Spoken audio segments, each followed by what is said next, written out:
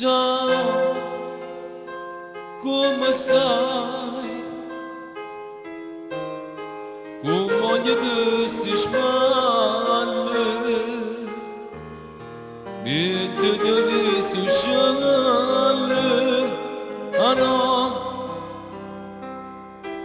no, non parlar, non ti sforzar O sai te può fa male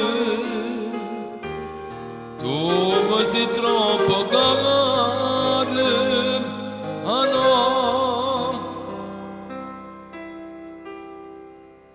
Stai sempre dopo che stai da tutto no Stai consumando gli urni che ti restano Se qualcuno non ti venissero Io mi accattasimo per portare E mi venisse come piccere Ascolami pure te per camere Quanta ricchezza che la caramelli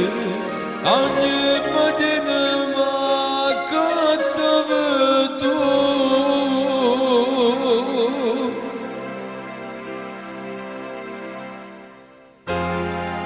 Dopo sta sediata Tu sei andata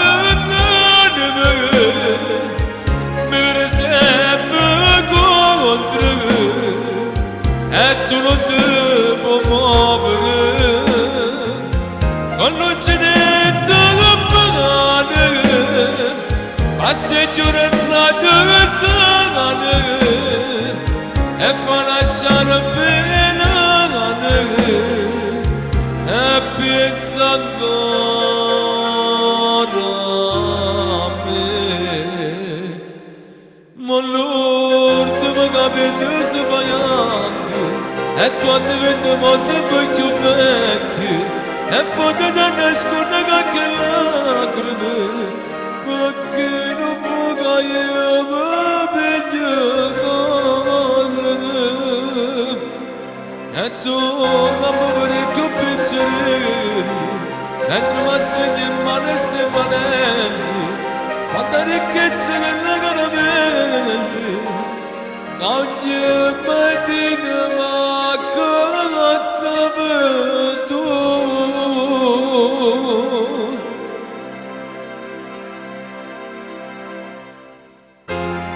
Dopo sta sediata Tu sei andata Mi vedi sempre contro E tu non ti puoi muovere Con l'uncinetto da pagare A sei giornate sana E fa lasciare pena E pensa ancora